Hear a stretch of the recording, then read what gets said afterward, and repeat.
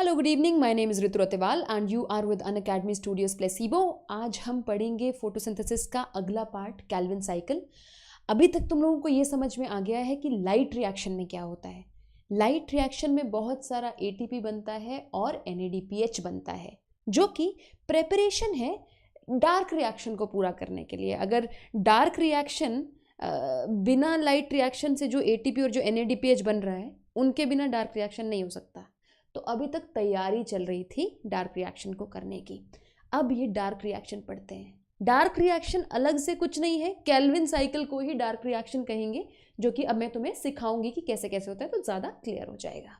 चलो, आप हमसे टेलीग्राम पे कनेक्टेड हो सकते हैं। टेलीग्राम ये जो जस्ट अ सेकेंड टेलीग्राम पे कनेक्टेड होने का फ़ायदा ये है कि हमारे जितने भी नोटिफिकेशंस हैं आपको वो मिलते हैं। साथ में बहुत सारे मोटिवेशनल कोट्स, बहुत सारे मोटिवेशनल मैसेजेस आपको मिलते हैं, जिससे कि आपका मनोबल बढ़ा रहेगा। आप ये ऐप डाउनलोड करेंगे और जैसे ही आप इसमें ये लिंक डालेंगे नीट प्लेसिबो, आप हमसे कनेक्टेड हो जाएंगे। अनअकैडमी प्लस के बारे में बहुत सारे बच्चे ऑलरेडी जानते हैं और बहुत सारे बच्चे इसका फ़ायदा भी उठा रहे हैं। यदि आप नहीं जानते तो मैं आपको बता देती हूँ। अनअकैडमी प्लस एक ऑनलाइन लर्निंग प्लेटफॉर्म है। प्लस बहुत सारे बच्चों के लिए है, जेई के लिए भी प्लस है, नीट के लिए भी प्लस है, यूपीएससी के लिए भी प्लस है। पर जो आपकी कैटेगरी है, नीट के बच्चों के लिए एक बहुत हेल्पफुल प्लेटफॉर्म है ये, क्योंकि यहाँ पे इंडिया के बेस्ट एजुकेटर्स, अराउंड 40 एजुकेटर्स इस वक्त अपना कोचिंग प्रोवाइड करते हैं। ठीक है, फिजिक्स का, केमिस्ट्री का और बायोलॉजी का। ये टीचर्स अलग अलग कोर्सेज बनाते हैं। जैसे कि केमिस्ट्री के कोई टीचर हैं तो उन्होंने अपना मान लो सिलेबस पढ़ा दिया, तो रिवीजन कोर्सेज बनाएंगे, क्रैश कोर्स बनाएंगे, या क्वेश्चन प्रैक्टिस कराने के लिए कोर्सेज बनाएंगे। इस तरीके से एक एक टीचर के कई कई कोर्सेज भी चलते रहते हैं। इन्हीं टीचर्स में से एक मैं हूँ, तो मेरे कोर्सेज इस पर रन होते हैं। मैं अपना पूरा सिलेबस पढ़ाती हूँ, +1 और +2 का, जूलॉजी और बॉटनी का। और सिर्फ ये नहीं कि एक बार पढ़ाती हूँ, देयर आर मेनी कोर्सेज। जैसे कि इस वक्त मेरा क्रैश कोर्स चल रहा है, जिसपे मैंने अभी तक ह्यूमन फिजियोलॉजी के 3 चैप्टर करा दिए हैं। अगला चैप्टर मैं एनिमल टिश्यू कराऊंगी। ये क्रैश कोर्स 4 महीने के अंदर पूरी की पूरी बायोलॉजी तुम्हें रिवाइज करा देगा। और ऐसे नहीं कि मतलब चलो ऊपर ऊपर से रिवाइज हो गया। एक बार तुम पढ़ के आओगे NCERT से, अगली बार मैं तुम्हें पूरा एक क्लास में पढ़ाऊंगी, फिर मैं तुम्हें क्लास में ही टाइम दूंगी कि NCERT एक और बार देखो, ऊपर ऊपर से देखो कुछ नहीं समझ में आ रहा तो पूछो। फिर मैं तुम्हें टाइम दूंगी कि अब तुम क्वेश्चंस करके लाओ और अगली क्लास में डाउट पूछो। तो समझ लो, एक चैप्टर की 2-2, 3-3 बार तुम्हारी वहाँ पे प्रैक्टिस हो जाएगी। साथ में मैं एक और कोर्स शुरू करने जा रही हूँ इकोलॉजी का। जिन बच्चों को इकोलॉजी से डर लगता है, तो वो कोर्स मैंने अब बनाना है आज, तो अराउंड न्यू ईयर के आसपास से वो कोर्स शुरू हो जाएगा। 31 या 1 जनवरी को शुरू हो जाएगा इकोलॉजी का कोर्स। तो उसमें मैं इकोलॉजी अलग से पढ़ाऊंगी, क्रैश कोर्स से अलग। एक और चीज़ जो मैंने कल तुम्हें बताई थी, अब मैं तुम्हें दोबारा से बता देती हूँ। आनंद मनी सर और मैं एक स्पेशल कोर्स लेकर आ रहे हैं आप लोगों के लिए, जो कि हम दोनों टीचर्स मिलके पूरा का पूरा बायोलॉजी, कुछ topics he will teach and I will teach, कुछ टिप्स, कुछ ट्रिक्स, कैसे आपको इजीली क्वेश्चंस करने हैं, कम टाइम में कैसे क्वेश्चंस करने हैं, how to solve questions, and topics तो हम लोग साथ साथ में पढ़ेंगे ही। We are bringing a course to your joint course for NEET and boards preparation. ये सब चीज़ें आपको कैसे मिलेंगी, आप कैसे ये सब चीज़ें एक्सेस कर सकते हैं। एक सब्सक्रिप्शन लेना होता है आपको अनअकैडमी प्लस का, उससे सभी टीचर्स के सभी कोर्स आपके लिए अवेलेबल हो जाते हैं। ये नहीं कि सिर्फ मेरा, किसी भी टीचर से कुछ भी पढ़ो, सब आपके लिए एब्सोल्युटली ओपन हो जाता है एक सब्सक्रिप्शन लेने से। सब्सक्रिप्शन कैसे लेनी है देख लीजिए। आप प्ले स्टोर पे जाके अनअकैडमी लर्निंग ऐप डाउनलोड करेंगे, उसको इंस्टॉल कर देंगे। ओपन करने के बाद आपको ऐसे फ्रंट में एक पेज नजर आएगा, जिसके नीचे एक ऑप्शन होगा प्लस, वहां क्लिक करेंगे। प्लस में फर्दर ऑन आपको बहुत सारे ऑप्शंस दिखेंगे। You go for NEET and AIIMS and you go to get subscription. Get subscription में आपके पास फिर से ऑप्शन आएगा कि अरे अरे अरे अरे ये क्या हुआ, वेट। गेट सब्सक्रिप्शन में आपके पास ऑप्शन आएगा कि आपको कितने समय के लिए लेना है कोर्स। ठीक है, अभी जो आप लोगों के लिए रेलिवेंट है, मुझे लगता है ज़्यादातर बच्चे नीट 2020 वाले हैं, उनके लिए 6 महीने वाला ऑप्शन रेलिवेंट है। जो बच्चे अभी +1 में है, +2 में जाएंगे, उनके लिए 1 ईयर वाला ऑप्शन अवेलेबल है। और जो अभी 10th में है, अभी +1 +2 पूरा उनके पास ज़िंदगी पड़ी है पढ़ने के लिए, उनके पास 2 ईयर ऑप्शन अवेलेबल है। 6 मंथ्स का जो प्राइस रहता है वो 24,000 रहता है, 1 ईयर का जो प्राइस है वो 30,000 रहता है और 2 ईयर्स का प्राइस 48,000 रहता है। अभी ये जो मैंने प्राइसेस बताए हैं इनको एक छोटा सा तरीका लगा के 10% तक तुम कम कर सकते हो। कैसे? कोई भी क्लिक कर लो, suppose you click at 1 year वाला कोर्स, 1 ईयर आपको 30,000 यहाँ पे दिख रहा है, डोंट पे, ऊपर जाओ, यहाँ एक खाली स्पेस मिलेगा, यहाँ एक कोड भर दो, ऋतु लाइव। जैसे ही ये कोड डालते हो ऋतु लाइव, आप देखोगे आपकी फीस 10% कम नजर आने लगेगी। पहले 30,000 थी, अभी 27,000 नजर आने लगेगी। इमीडिएटली आपको 10% ऑफ। सो जो तुम्हारा 6 मंथ्स वाला रेलिवेंट ऑप्शन है उसमें पहले 24,000 थी, अब सिर्फ 21,600 रह जाएगी। 1 ईयर 27,000 रह जाएगी, 2 ईयर 43,000 रह जाएगी। Do you understand? ऑल्सो इसको लगाने से आपको मेरे नोट्स मिलते हैं, PDF नोट्स, एंड इसको लगाने से आपको मेरे बैच में आने का मौका मिलता है। Okay, so if you are studying, if you are wanting something to boost your preparation, Unacademy Plus is a very very beautiful platform. Rest is up to you. बाकी सबको अपना अपना तरीका होता है पढ़ने का। चलो, आज मैं तुमको कैल्विन साइकिल पढ़ाने जा रही हूँ, तुम्हें पता है। चलो अब शुरू कर देते हैं बिना किसी इंट्रोडक्शन के। बहुत हो गई इंट्रोडक्शन। आ जाओ। ये मैं बना रही हूँ एक cell. This is one cell in the leaf. This cell is called mesophyll. Then mesophyll के अंदर मैं बना रही हूँ एक क्लोरोप्लास्ट। क्योंकि मुझे सिर्फ क्लोरोप्लास्ट ही बनाना है तो मैं पूरा बहुत बड़ा क्लोरोप्लास्ट बनाने की कोशिश कर रही हूँ। This is my chloroplast. Should I write it? This is my chloroplast and this is my cell. Chloroplast में यहाँ पे thylakoid है, there is a thylakoid here like this, and you know lot of thylakoids are there like this, granum, right? This space is called stroma. ये अगर तुम लोग मेरे lectures लगा रहे हो तो तुमको इतना आइडिया है।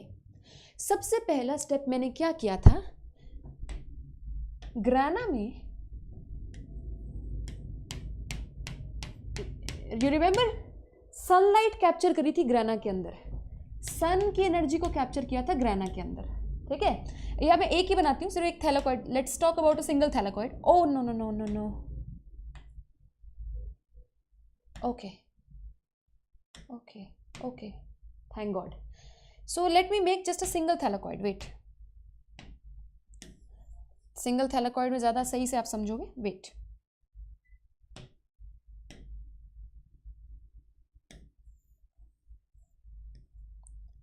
थोड़ा बड़ा बना लेते हैं। This is a single thylakoid. You remember? यहां से पानी का ब्रेकडाउन हुआ था थैलाकॉइड के अंदर। थोड़ा सा मैं तुम लोगों को रिवाइज करा रही हूं। देखो, अगर रिवाइज नहीं कराऊंगी तो कभी नहीं समझ पाओगे कि कैल्विन साइकिल में हो क्या रहा है। सो बियर विद मी, थोड़ा सा याद करो पहले क्या पढ़ाया था, तभी अगली बात को कनेक्ट कर पाओगे। याद है यहाँ पे क्या कराया था? वाटर ब्रेकडाउन हो जाता है यहाँ पे। You remember, H+ plus electrons बन जाते हैं, रिमेंबर, थैलाकॉइड के अंदर। नाउ ये H+ को हम बाहर निकालते हैं यहाँ से, यहाँ पे ऐसे F0 F1 पार्टिकल होता है। This H+ it comes out of here like this, और इस H+ के बाहर आने से हमको क्या फायदा होता है? That we are able to convert 1 ADP into 1 ATP।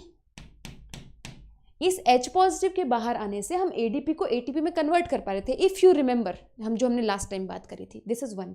So light reaction में, this is light reaction, light reaction thylakoid के अंदर होता है और ATP प्रोड्यूस करता है। देन एक और चीज जो लाइट रिएक्शन में था, यू रिमेंबर, यहाँ पे इलेक्ट्रॉन ट्रांसपोर्ट चेन था, यहाँ पे फोटोसिस्टम 1 था, यहाँ पे फोटोसिस्टम नहीं, this was photosystem 2, this was photosystem 1, and electron, ये वाले इलेक्ट्रॉन यहाँ पे गए थे, देन इलेक्ट्रॉन यहाँ पे इस तरीके से पास हो रहे थे, और अल्टीमेटली यहाँ पे क्या हुआ था, ये इलेक्ट्रॉन अल्टीमेटली यहाँ चले गए थे। NADP को कन्वर्ट किया था हमने NADPH में, if you remember.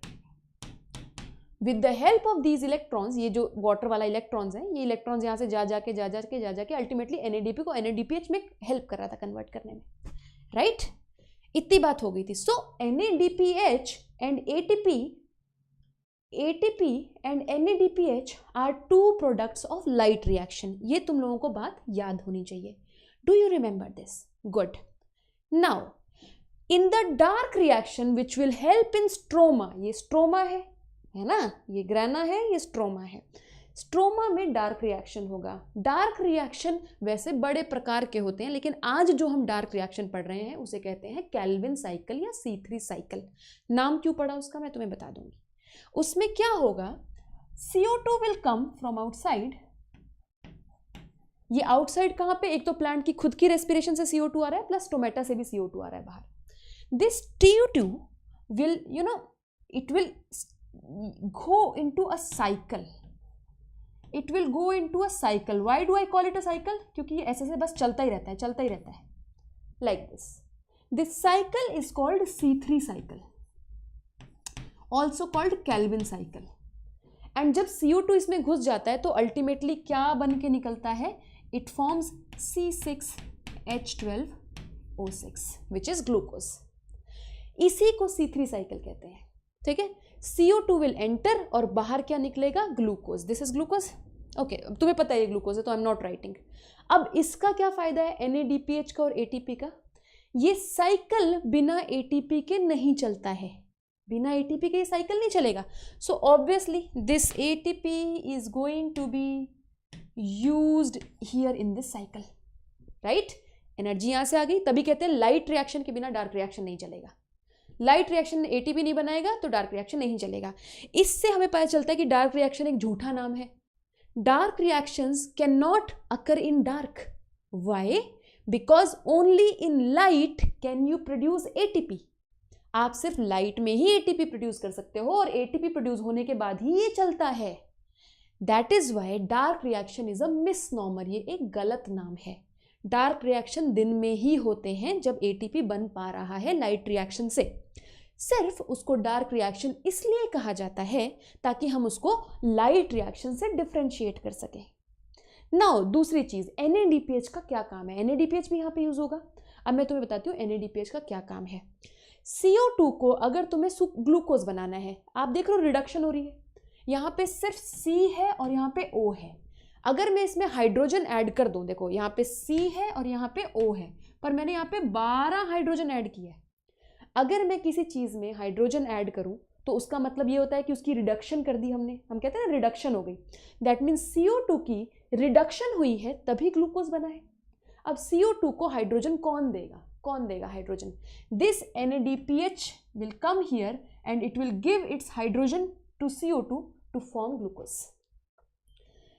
Am I making myself clear that ATP is required as an energy source, NADPH is required as a reducing power, क्योंकि ये अपना H CO2 को देगा तब जाके C6H12O6 बनेगा।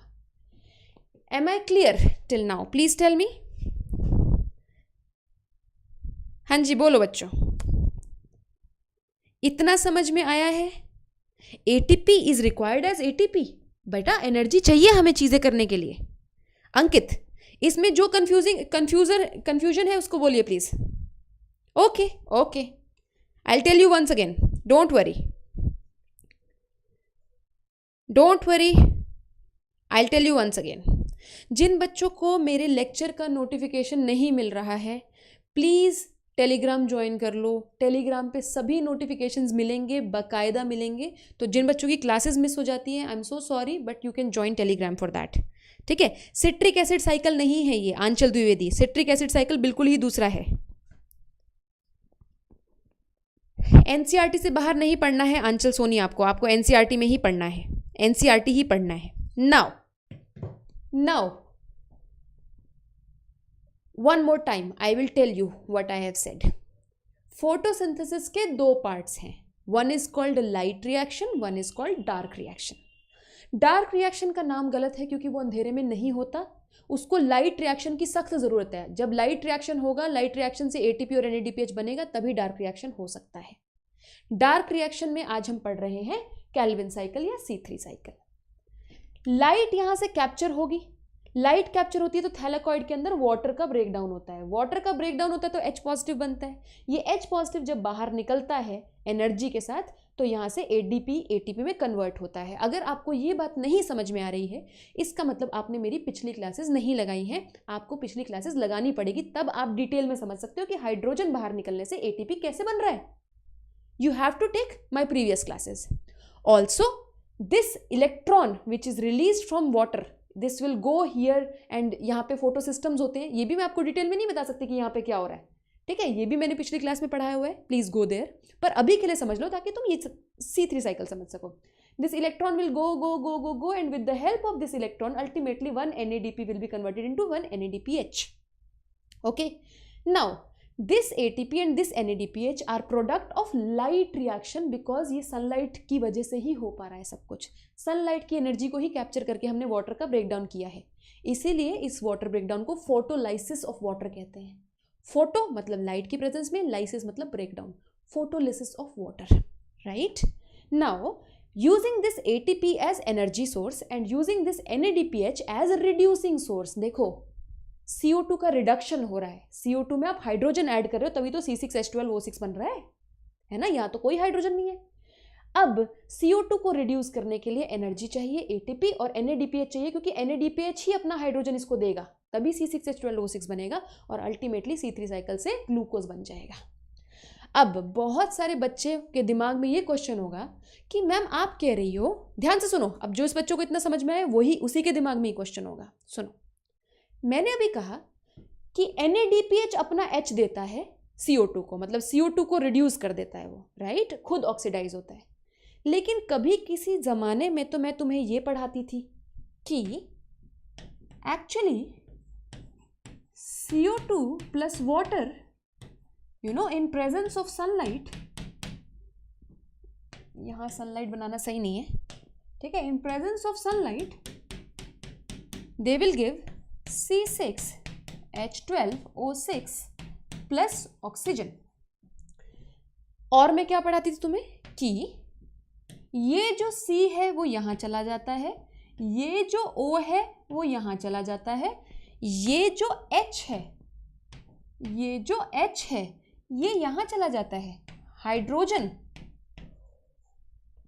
तो मैंने तो तुम्हें, और ये जो O है, ये जो O है वो यहाँ पे ऑक्सीजन के रूप में निकल जाता है। तो मैंने तो तुम्हें ये सिखाया था कि जो हाइड्रोजन इसको रिड्यूस करती है वो वाटर से आती है। अभी मैं तुम्हें कह रही हूं, अभी मैंने पीछे कहा कि जो हाइड्रोजन CO2 को रिड्यूस करती है वो NADPH से आती है, तो मैं तो गलत बोल रही हूँ, मैं तो दो गलत उल्टी बातें बोल रही हूँ तुम लोगों को, है ना। पहले मैंने तुमको सिखाया कि ये हाइड्रोजन वाटर से आती है which goes to CO2 and you know it gives C6H12O6, ये बताया था पहले, बहुत पहले। और अब मैं तुम्हें ये सिखा रही हूं कि ये H है NADPH का, जो कि एक्चुअली में CO2 के पास जा रहा है, एंड यहाँ पे जो सी, यहाँ पे H इंक्लूड हो रहा है। एक्चुअली मैं दोनों ही बातें सही कह रही हूं। क्यों? See here very carefully, you will understand. This water breaks down here, water यहाँ ब्रेक डाउन होता है, यहाँ पे वाटर का H पॉजिटिव बनता है, this H positive goes out here. So stroma के अंदर जितना भी H पॉजिटिव है वो वाटर से ही बन के निकल रहा है ना। This H positive will actually you know get added to NADP, ये H पॉजिटिव NADP के साथ ऐड होगा और फिर NADPH बनेगा। सो एक्चुअली में you get my point now, water अपना हाइड्रोजन NADP को देता है जिससे NADPH बनता है, और फिर ये NADPH ये हाइड्रोजन CO2 को देता है जिससे ग्लूकोज बनता है। See, water is giving its H positive to NADP, फिर NADPH पॉजिटिव को कैप्चर करके NADPH बन रहा है। Now this NADPH is carrying water's hydrogen and giving it to CO2 which is forming C6H12O6. Am I clear with this? Please tell me.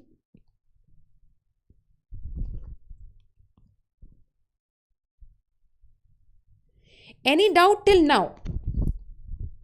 Nitish Soni, मैं अच्छी हूं, पहले मुझे ये बताओ ये बात समझ में आया है कि नहीं। You got it very clearly. Water अपना हाइड्रोजन NADP को दे रहा है, NADPH बन गया, फिर वो CO2 को दे रहा है। यस, अगर ये बात क्लियर है फिर आगे समझा दूंगी। It's very easy, it's very easy. C3 cycle is extremely easy, extremely easy. Now अब हमें कुछ और बातें सीखनी है। सुनो, अब हमें कुछ और बातें सीखनी है। एक बात, पहली बात तो ये समझ में आ गया कि डार्क रिएक्शन डार्क में नहीं होता है, लाइट रिएक्शन का होना बहुत ज़्यादा ज़रूरी है। सो अंधेरा होने के बाद ना तो लाइट रिएक्शन होता और ना ही डार्क रिएक्शन होता। कहाँ से ATP और NADPH दोगे उसको, है ना। So after dark, light and dark reactions both they finish. So dark reaction is a झूठ। दूसरी बात, dark reaction is going to use lot of enzymes, it will use lot of enzymes. So this is very sensitive to anything which will damage its enzymes. Enzymatic होने की वजह से light reaction में कोई enzyme नहीं होता, इसलिए अगर कोई भी जैसा चेंज आ गया, मान लो टेम्परेचर का बहुत तगड़ा चेंज आ गया, तो वो चेंज डार्क रिएक्शन को ज़्यादा अफेक्ट करता है क्योंकि इसमें इंजाइम्स होते हैं। लाइट रिएक्शन को इतना अफेक्ट नहीं करता। ये क्वेश्चन आ जाता है कभी कभी, इसलिए मैं तुम्हें बता रही हूँ। अब क्या हम C3 साइकिल करने के लिए तैयार हैं? एग्जैक्टली C3 साइकिल में क्या होता है, कहाँ से आता है, कैसे होता है, सब कुछ बढ़िया तरीके से करेंगे। क्या तुम तैयार हो? Are you ready? Are you ready? Are you ready? Are you ready? कोई जवाब नहीं। अच्छा, तुम लोगों को लेट मिलती है ना, मेरी 5 सेकंड बाद मेरी बातें तुम्हें मिलती होती हैं, मेरा सारा जोश ठंडा हो जाता है तब तक। Let's start with C3 cycle.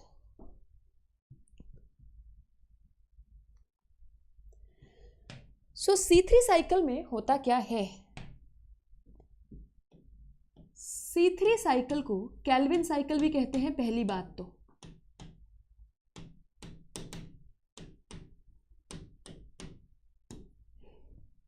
इसमें तुम्हें सिर्फ ये याद करना है कि केल्विन साइकिल क्यों कहते हैं। NCERT जितनी बता रही है उतना ही तुम्हें याद करना है।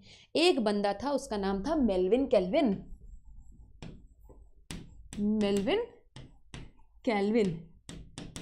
इसके मम्मी पापा ने इसका मजाक करने के लिए इसका नाम मेल्विन रखा होगा ताकि राइमिंग हो जाए, मेल्विन केल्विन। ठीक है, पता नहीं मुझे, आई डोंट नो, मेरा दिमाग खुद ऐसे सोच रहा था।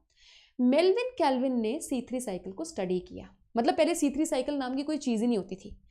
ही स्टडीड कि यार ये CO2 जाता है तो जाता कहाँ पे है, वो कैसे कैसे कैसे ग्लूकोज बनता है। किस पे स्टडी किया? उसने किया एल्गल फोटोसिंथेसिस पे स्टडी किया। तो ये तुम्हारे नीट का क्वेश्चन बन सकता है कि कहाँ स्टडी किया था भैया? एल्गल फोटोसिंथेसिस पे स्टडी किया था। दूसरा क्वेश्चन बन सकता है कैसे स्टडी किया? इसने रेडियो एक्टिव CO2 ले ली। ठीक है, ही टुक रेडियो एक्टिव कार्बन वाली CO2 ले ली। अब देखो, कोई भी चीज़ अगर रेडियो एक्टिव होती है तो उसको ट्रेस करना आसान हो जाता है कि वो कहाँ जा रही है। फिर कोई कंपाउंड बन रहा है तो वो कंपाउंड भी रेडियो एक्टिव हो जाता है ना। फिर उससे कोई और कंपाउंड बन रहा है वो भी रेडियो एक्टिव हो जाता है। तो आप पता लगा पाते हो किस कंपाउंड से क्या बन रहा है। तो उसने रेडियो एक्टिव कार्बन के हेल्प से रेडियो एक्टिव CO2 बनाई और फिर रेडियो एक्टिव CO2 का पाथ देख लिया कहाँ जा रही है। इसलिए इसका नाम केल्विन साइकिल है। इसका नाम C3 साइकिल क्यों है वो तुम्हें अभी बताती हूँ मैं। देखो होता क्या है इस साइकिल में। सबसे पहले CO2 आती है। CO2 comes in the cycle. अब साइकिल में सिर्फ CO2 तो नहीं घूमेगी, पहले CO2 आएगी बॉल की तरह, तो कोई उसको कैच भी करेगा, है ना। कोई उसको कैच करेगा तभी तो आगे साइकिल चलेगा। तो इसको जो कैच करता है लड़का,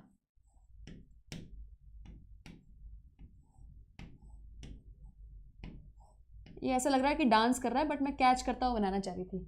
जो इसे कैच करता है CO2 को, ये CO2 है हमारा। ठीक है, CO2 को कैच जो करता है कंपाउंड उसको बोलते हैं प्राइमरी एक्सेप्टर ऑफ CO2, क्योंकि सबसे पहले इसी ने एक्सेप्ट किया है। Primary acceptor of CO2। इसका नाम क्या है? ये एक 5 कार्बन कंपाउंड होता है जिसके पास 2 फॉस्फेट होते हैं। देखो, it is actually a 5 carbon compound, 1 2 3 4 5, और यहाँ पे एक फॉस्फेट लगा होता है और यहाँ पे एक फॉस्फेट लगा होता है। नाम होता है इसका राइबुलोज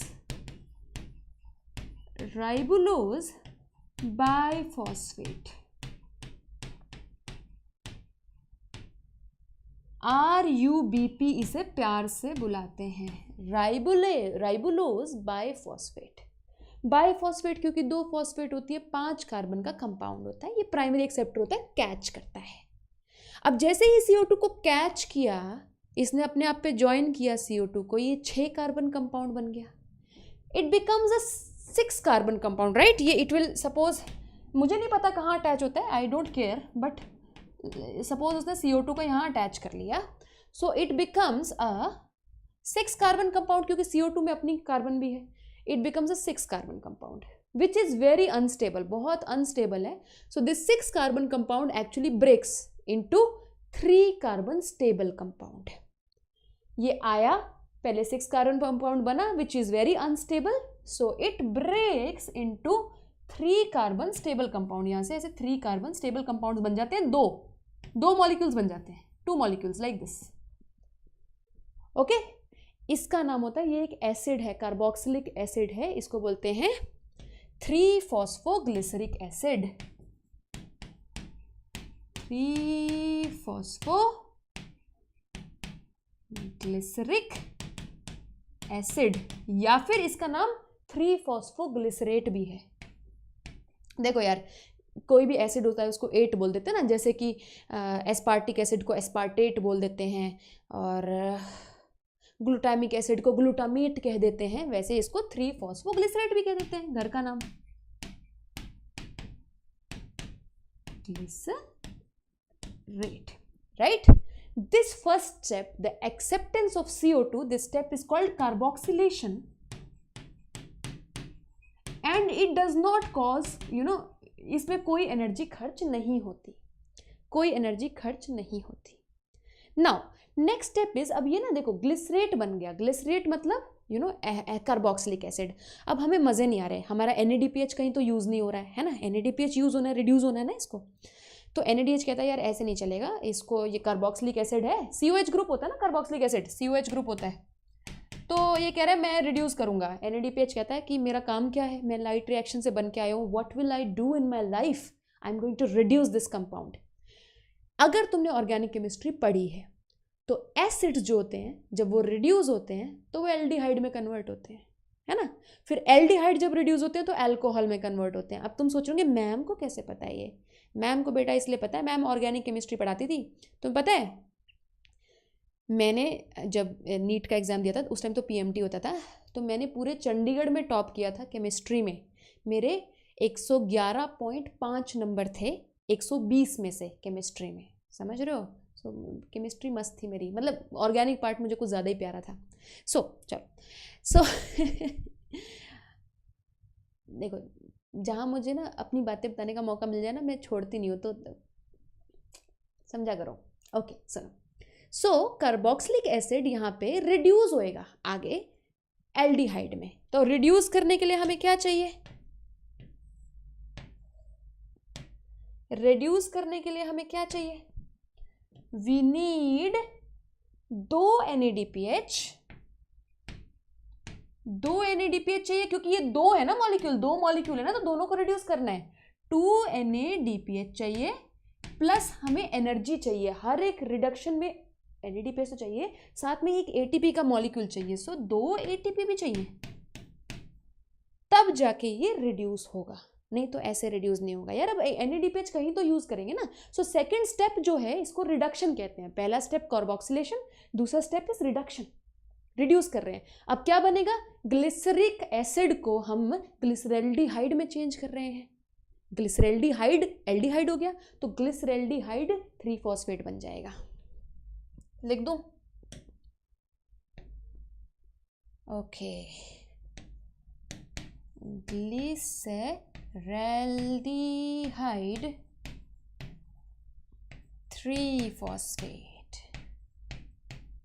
इजी है, कोई मुश्किल तो नहीं है, बताओ मुझे, यहां तक कुछ मुश्किल नहीं है। एक कार्बोक्सिलेशन करी है, एक कार्बन डाला है, तो 6 कार्बन का बन रहा था तो 3-3 कार्बन में टूट गया। अच्छा, अब मैंने तुम्हें ये नहीं बताया कि इसको C3 साइकिल क्यों कहते हैं। C3 साइकिल इसलिए कहते हैं बेटा क्योंकि जो इसका पहला स्टेबल कंपाउंड है ना, ये तो अनस्टेबल था 6 कार्बन वाला, तो इसका जो पहला स्टेबल कंपाउंड है that contains 3 carbons, this is the first stable compound.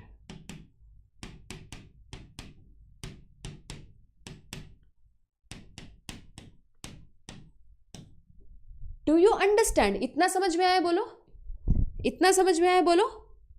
अरे टफ है ही नहीं, टोनीमर ऐसे कैसे टफ है? रीडॉक्स पोटेंशियल, ये देखो, ये मेरी केमिस्ट्री की नॉलेज टेस्ट करने लगी है, तुम्हारी ऐसी की तैसी हैं भाई यार मैं सब केमिस्ट्री भूल चुकी हूँ भाई शाहजी। केमिस्ट्री मेरे हवा तोते हैं मेरे दिमाग में केमिस्ट्री को लेके, और कुछ नहीं है। कब की बात है भैया? आई एम नॉट, अभी नहीं, कुछ भी नहीं।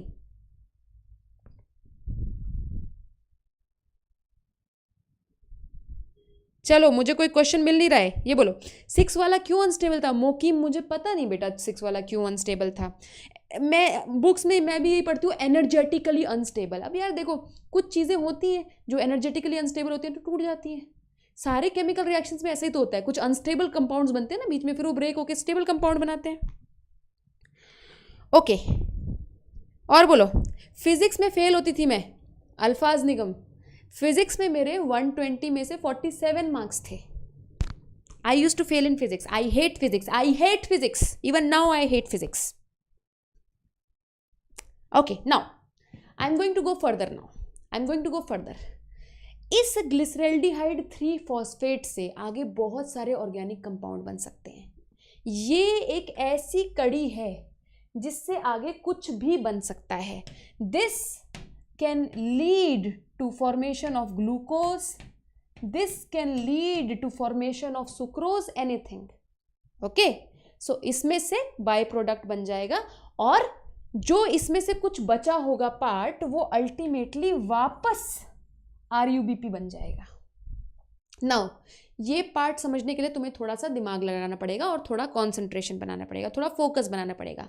कोई भी बच्चा जो मेरी क्लास के साथ साथ में फेसबुक देख रहा है, या अपने भाई बहनों के साथ खेल रहा है, या साथ में खाना खा रहा है, और उसे समझ में नहीं आ रहा, तो वो मुझे मैसेज में नहीं लिखेगा कि मैम मुझे समझ में नहीं आ रहा, बिकॉज तुम एलिजिबल नहीं हो ये कहने के लिए, because you are not giving me the complete focus. Once you give me the complete focus, ऐसा हो ही नहीं सकता कि तुमको समझ में ना आए। I promise you that. Listen to me. I have told you 3 steps. पहला कार्बोक्सिलेशन, जिसमें कोई एनर्जी नहीं लगेगी, 3 कार्बन का पहला स्टेबल कंपाउंड बन जाएगा। सिर्फ इसका नाम याद तो करना है, क्या बड़ी बात है। और अब तो मैंने याद करने का तरीका भी बता दिया। पहले कार्बोक्सिलिक एसिड बनाना है, बाद में एल्डिहाइड बनाना है। करना क्या है, कार्बोक्सिलिक एसिड बनाओ, उसको रिड्यूस कर दो। रिड्यूस कैसे करोगे? दूसरा स्टेप रिडक्शन है। मुझे लिखने का मौका नहीं मिल रहा, मैं यही लिख देती हूँ, reduction. This second step is reduction. Reduction, क्योंकि 2 मॉलिक्यूल्स हैं रिड्यूस होने के लिए, तो 2 एटीपी यूज करोगे, 2 NADPH यूज करोगे, and you get a aldehyde, glyceraldehyde 3 phosphate. Glyceraldehyde 3 phosphate से आप ग्लूकोज बना सकते हो, और जो बचा हुआ चीज है उसको वापस आप RUBP में कन्वर्ट कर दो। ठीक है, इसको बोलते हैं रीजनरेशन। लेकिन रीजनरेशन में पैसे लगते हैं। ऐसे कैसे regeneration? It will use 1 ATP, and एक ATP यूज करके ही मानेगा, तब ये रीजनरेट करेगा। अब तुम्हारे दिमाग में बहुत सारे क्वेश्चंस आ रहे होंगे, और आने भी चाहिए। पहला क्वेश्चन ये आ रहा होगा कि मैम जो ग्लिसरैल्डिहाइड 3 फॉस्फेट है, ये 3 कार्बन का कंपाउंड है, it is a 3 carbon compound, है ना। ये ग्लूकोज कैसे बना देगा? ग्लूकोज में 6 कार्बन चाहिए, it is a 6 carbon compound. ठीक है, और ग्लूकोज बना के ये वापस RUBP कैसे बना देगा? RUBP में कितने कार्बन है? 5 कार्बन। ये हुआ कैसे? मैं बताती हूँ ये हुआ कैसे। ये मैंने तुम्हें एक साइकिल घुमा के बताया है ना। मैंने तुम्हें समझाया है कि एक CO2 आ जाती है, फिर एक CO2 से ये बनता है, फिर एक CO2 से ये बनता है, फिर एक CO2 से ये बनता है। तुम मुझे बताओ, क्या ग्लूकोज एक CO2 से बन जाएगी? ग्लूकोज में कितने कार्बन है? 6 कार्बन है ग्लूकोज में, CO2 में 1 कार्बन है। ठीक है, अब तुम कहोगी मैम RUBP के कार्बन यूज कर लेते हैं, इसके पास तो है 5 कार्बन। बेटा RUBP वापस रीजनरेट होएगी ऐसी की ऐसी। You can not use RUBP. RUBP is not a reaction component. RUBP is like आओ और जाओ, साइकिल की यही तो ब्यूटी होती है, जो चीज़ पहले जहाँ से शुरू होती है वहाँ पे वापस ज़रूर बनती है। सो आप RUBP का कार्बन यूज़ नहीं कर सकते। आप किसका कार्बन यूज़ करोगे? बेटा जी यही साइकिल आप 6 बार चलाओगे। You will continue this cycle 6 times. 6 bar cycle चलाओगे, ठीक है। एक साइकिल में जब तुम एक बार साइकिल चलाते थे तो तुम्हें यहाँ पे 3 कार्बन के 2 मॉलिक्यूल्स मिलते थे, है ना। यहाँ पे भी 3 कार्बन के 2 मॉलिक्यूल्स मिल रहे हैं आपको, इसके ग्लिसरिक एसिड के। फिर ग्लिसरैल्डिहाइड के भी आपको 3 कार्बन के 2 मॉलिक्यूल्स मिलते हैं।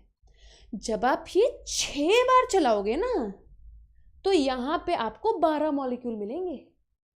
12 मॉलिक्यूल्स ऑफ ग्लिसरैल्डिहाइड 3-फॉस्फेट। उन 12 मॉलिक्यूल्स में से 2 मॉलिक्यूल्स जो हैं, 12 मॉलिक्यूल्स 3-3 कार्बन के, तुम समझ रहे हो? ये बात मैं तुम्हें अलग से लिखा के बताऊं क्या? देखो क्या होएगा, सुनो। यहाँ पे 5 कार्बन वेट कर रहा है, यहाँ से 1 कार्बन ऐड हो रहा है। CO2 का 1 कार्बन ऐड हो रहा है ना। 1 कार्बन CO2 का ऐड हो रहा है, 5 कार्बन रुबिस्को के आ रहे हैं। तो यहाँ पे 3-3 कार्बन के 3-3 कार्बन वाले 2 बन गए। यहाँ पे भी 3-3 कार्बन वाले 2 बन गए, ठीक है। अब इनमें से 5 कार्बन वापस चले गए तो यहाँ पे तो एक ही कार्बन निकला ना, एक ही कार्बन निकला। अब ये साइकिल चला दो 6 बार, 6 बार चला दो। यहां से 6 कार्बन ऐड कर दो, 6 कार्बन डाइऑक्साइड ऐड कर दो, और यहां पे 5 × 6 कर दो, क्योंकि 6 बार रुबिस्को आएगा। 6 5 जा 30, 6 5 जा 30 कार्बन यहां से ले आओ, इसको भी × 6 कर दो, इसको भी × 6 कर दो। समझ रहे हो? टोटल यहाँ पे कितने कार्बन हुए?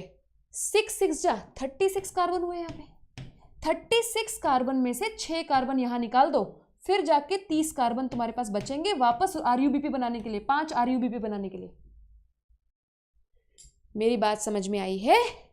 कार्बन कार्बन का खेल समझ में आया है? कहाँ से क्या हुआ है? 6 बार साइकिल चलाओगे, 6 CO2 लोगे, फिर 6 CO2 वही उनका C नीचे जाके ग्लूकोज को दे दोगे, और RUBP वैसा का वैसा रीजनरेट हो जाएगा, कोई डिफरेंस नहीं आएगा उसमें। बताओ समझ में आई है? बोलो जय माता दी, समझ में आई है तो।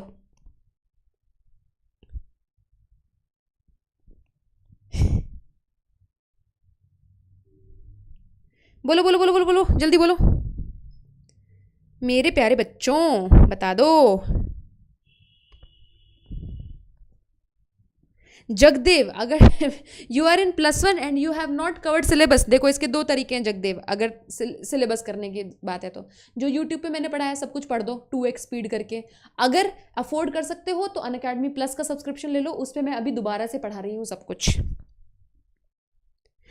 5 टाइम्स रीजनरेट होएगा ना बेटा। देखो अच्छा, okay okay okay okay, let me tell you, okay okay, दोबारा दोबारा दोबारा, 2 नो मिल गए तो दोबारा तो समझाना पड़ेगा। ओके, ऐसे कर सकते हैं हम बात, ऐसे कर सकते हैं बात। एक बोट है, एक बोट है, उस बोट का नाम है RUBP। सिर्फ इतना याद कर लो, बाकी सब छोड़ दो। एक बोट है, इसका नाम है RUBP। RUBP पे एक बंदा बैठ जाता है जिसका नाम है कार्बन। ये बोट घूमती है, ये बोट घूमती है और वापस आ जाती है, और बंदे को यहां पे छोड़ देती है, बंदे को यहां पे छोड़ देती है, ठीक है। फिर दूसरा चक्कर, बोट वापस आ गई, बोट को कुछ नहीं हुआ, ठीक है। फिर दोबारा RUBP घूमता है, again this RUBP goes and another carbon comes, and वो फिर इस बंदे को यहां पे छोड़ देती है। फिर then it another, then another, then another, then another. Do you understand this? क्या तुम ऐसे समझ सकते हो और कुछ समझने की जरूरत नहीं है? This cycle has to go 6 times so that carbon यहाँ पे पकड़ पकड़ के हम यहाँ पे 3-6 कार्बन ला सकें। Do you understand this point? और कुछ नहीं समझना, इतनी बात समझ में हो जाएगी? बोलो, इतनी बात समझ में आ जाएगी? बोलो, जवाब दो।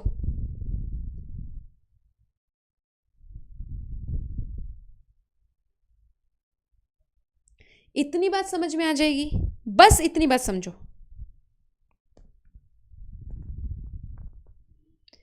सारंग, अनरसी, सिर्फ तुमको ये समझना है बेटा, ठीक है मैं तुम्हें कार्बन दोबारा से बता दूंगी किसमें कौन कौन सा होता है, बट ये बात समझ में आ गई है। RUBP 6 बार घूमेगा, एक एक कार्बन को नीचे छोड़ता रहेगा, एक एक कार्बन को नीचे छोड़ता रहेगा। सिर्फ इतनी बात चाहिए और कुछ नहीं चाहिए मुझे तुमसे, ठीक है। अब सुनो, किसमें कितना कार्बन है ये दोबारा से बता देती हूं। 5 कार्बन है, 5 कार्बन में एक कार्बन जुड़ेगा, फिर ओके। एक्चुअली तुम्हें पता है क्यों कंफ्यूजन हो रहा है, मुझे समझ में आ रहा है तुम्हें क्यों कंफ्यूजन हो रहा है। तुम्हें लग रहा है कि मैम एक साइकिल कैसे चलेगा, है ना। अगर 5 RUBP इधर है तो ये एक साइकिल कैसे चल रहा है। एक्चुअली बेटा एक साइकिल के रूप में इसको पढ़ना ही नहीं है। You don't have to study it in form of 1 cycle, you study it in form of 6 cycles only. Please study it in form of 6 cycles, because NEET में जो क्वेश्चन आएगा वो यही आएंगे और कुछ नहीं आएगा। प्लीज अंडरस्टैंड नीट में क्या क्वेश्चन आएगा, ध्यान से सुनो। नीट में आएगा who is the primary, okay. अगर नहीं समझ में आ रहा उतनी बात समझ लो जो नीट के लिए चाहिए। Please understand what is required for NEET, बाकी सब कुछ भाड़ में जाने दो। सुनो, प्राइमरी CO2 एक्सेप्टर कौन है, RUBP। First question, this will come in NEET. Second, इसको कौन सा एंजाइम कैटालाइज करता है, this enzyme is called RuBisCO. RuBisCO, ribulose bisphosphate carboxylase oxygenase. This is the most abundant enzyme in the world. This is the most abundant protein in the world. Very, very important enzyme. This question will come. यहाँ पे कौन सा enzyme आता है? Then next question will come. What is the stable, first stable product of C3 cycle? पहला stable product कौन सा है? This is 3-phosphoglyceric acid या 3-phosphoglycerate. ओके एंड कितना कार्बन है, 3 कार्बन है, क्योंकि 6 जो है वो ब्रेक डाउन हो जाता है, इसी के नाम पे C3 साइकिल पड़ा है। फिर ATP लगता है, नहीं लगता, ये क्वेश्चन आ सकता है। कार्बोक्सिलेशन में एनर्जी लगती है, नहीं लगती। देन सेकंड स्टेप, इसकी करनी है रिडक्शन, इसके कर देंगे रिडक्शन। रिडक्शन के लिए 2 चीजें चाहिए, एक तो NADPH चाहिए, क्योंकि ये 2 मॉलिक्यूल्स है इसलिए 2 NADPH ले लो, प्लस हमें चाहिए एनर्जी, 2 ATP चाहिए, and we will convert this carboxylic acid into aldehyde called glyceraldehyde 3-phosphate. Then इसमें से आप साइड में ग्लूकोज निकाल दो और बाकी कर दो रीजनरेशन। रीजनरेशन में how many ATPs you need, you just need 1 ATP to regenerate it. उसके अलावा कुछ नहीं तुमको समझना, किसका कितना कार्बन कहाँ गया कुछ मत समझो, ज़्यादा खचपच मत मचाओ अपने दिमाग में। और फिजिक्स केमिस्ट्री है तुम्हारे पास पढ़ने के लिए, खचपच मचाने के लिए। बायोलॉजी में खचपच मचाने की जरूरत नहीं है। Just understand this and remember this. Can you understand this? Please tell me. Please tell me.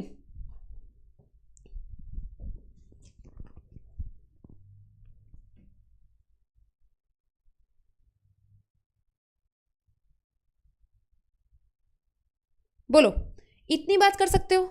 सिर्फ इतनी ही बात करनी है और कुछ नहीं करना है। यस शुभम, टोटल बता रही हो, अभी इतना हो जाएगा। O2 यहां पे नहीं है तनुश्री, O2 वहां पे निकल चुकी है। लाइट रिएक्शन में जब वाटर टूटा था बेटा तब O2 निकल गई है, O2 का यहां कोई काम नहीं है। साक्षी, मैं C3 साइकिल बता रही हूं। C3 में बंडल शीट का कोई काम नहीं है।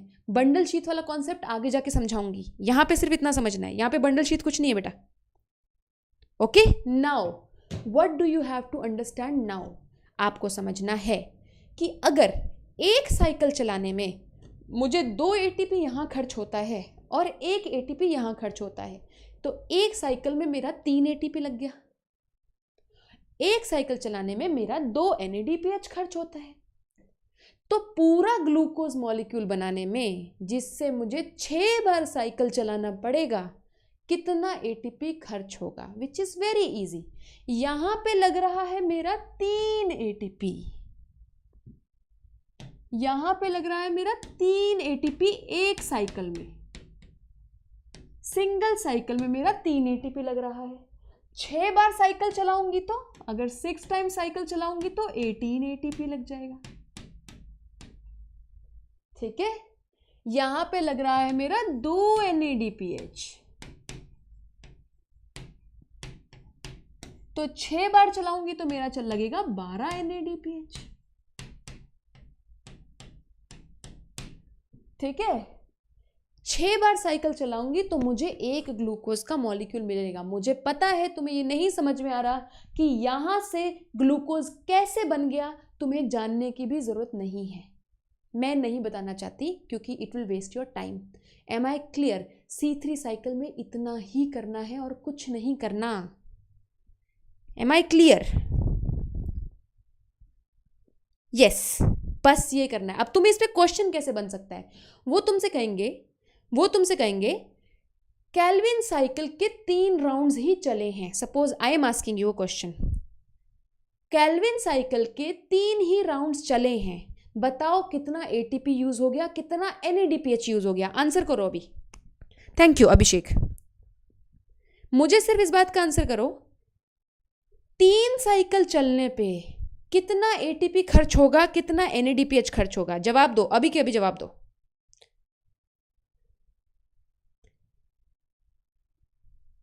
जल्दी। 3 साइकिल चलने पे एक साइकिल में 3 एटीपी यूज होता है, तो 3 साइकिल पे 3 3 जा 9 एटीपी यूज होना चाहिए। 18 एटीपी। सुमैया गलत है बेटा, 3 साइकिल चला रही हूं मैं, 6 साइकिल चला ही नहीं रही, कैसे 18 एटीपी आ रहा है? सिर्फ 3 साइकिल चलाने पे मेरा 3 3 जा, यार एक में 3 एटीपी है, क्या है? सिंपल मैथ्स है, बकवास कर रहे हो तुम लोग, सिंपल मैथ्स है। 3 एटीपी है एक साइकिल में, 3 बार चलाओगे 9 एटीपी, NADPH 2 3 जा 6 NADPH, सिंपल। एक साइकिल का पता है ना, तो 6 साइकिल का तुम्हें पता है, 3 साइकिल का तुम्हें पता है, 4 साइकिल का तुम्हें पता है, जिस मर्जी का निकाल लो। 27 नहीं है रे टोनी।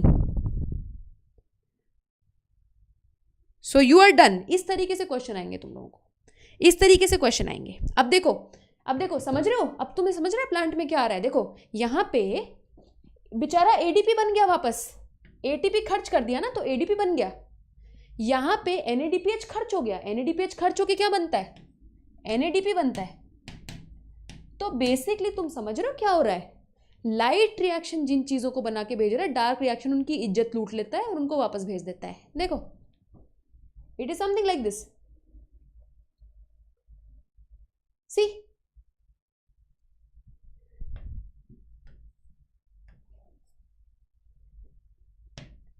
NADPH आता है और ATP आता है यहां से, ठीक है।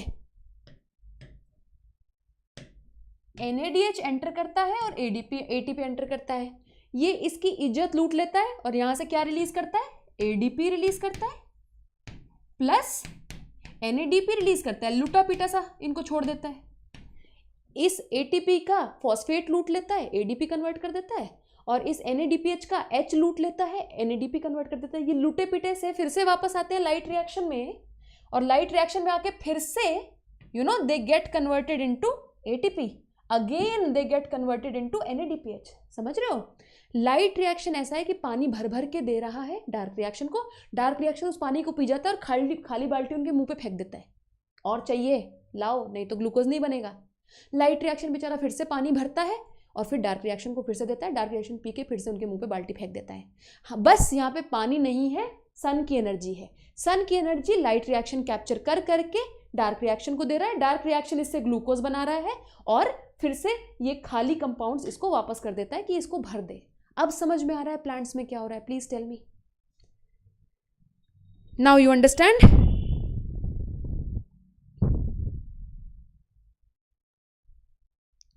Okay, now I want to tell you something important. Kelvin cycle is done. I want to tell you about something which happens with these plants. A very bad thing happens with these plants actually. Imagine a condition. Okay. Imagine a condition. Kelvin cycle is done. I'm going to the next topic now.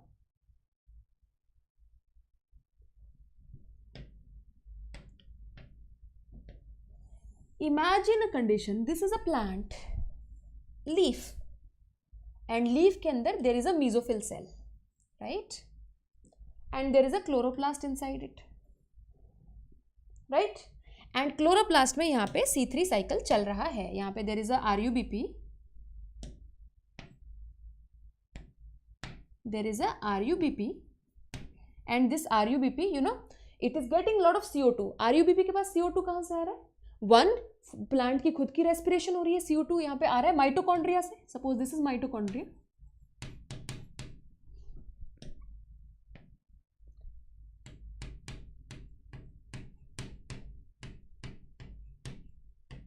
This is mitochondrion, यहां से CO2 आ रहा है इसके पास, है ना।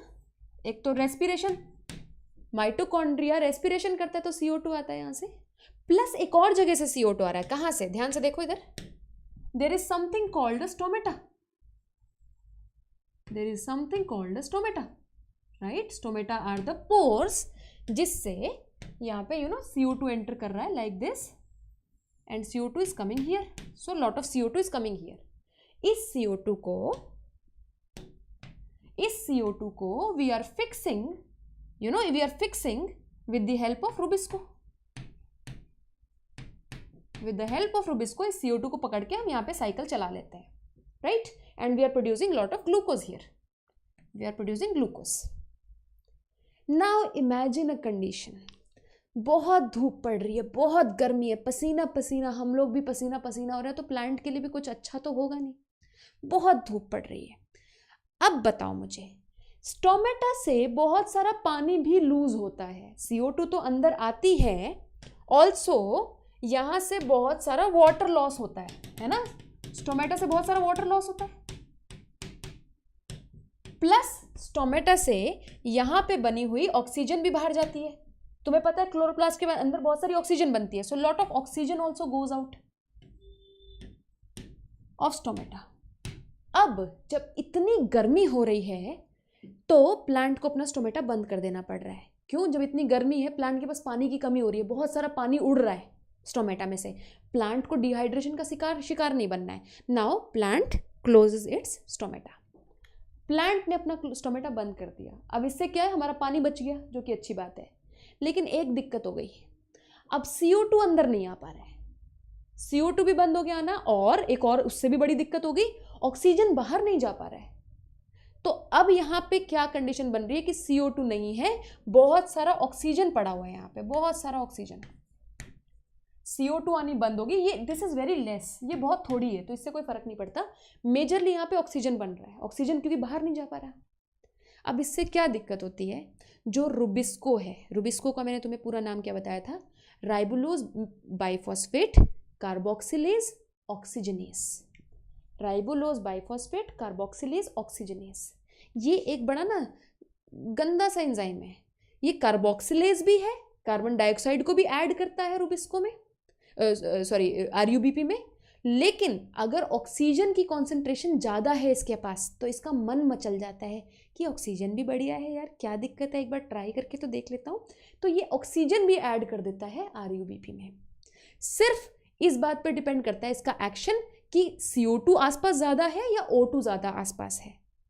जब तो stomata खुले होते हैं तब तो CO2 ज़्यादा होती है, क्योंकि CO2 comes in and O2 goes out, but in this condition, very गर्मी वाला, धूप, लाइट इंटेंसिटी वाला, when stomata is closed, lot of O2 is there, so totally scenario changes.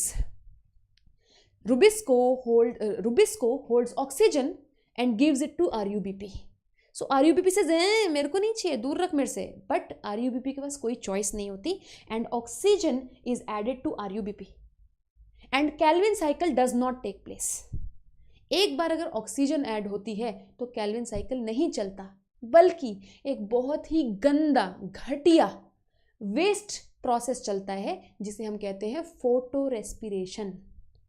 Photo respiration is a waste process. Y?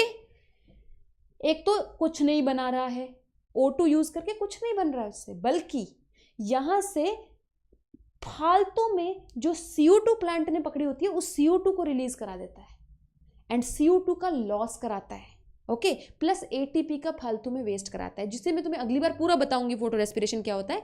But तुम्हें ये समझ में आ गया फोटो रेस्पिरेशन कब होता है, फोटो रेस्पिरेशन क्या होता है वो मैं तुम्हें नेक्स्ट क्लास में समझाऊंगी। फोटो रेस्पिरेशन कब होता है समझ में आ गया? तो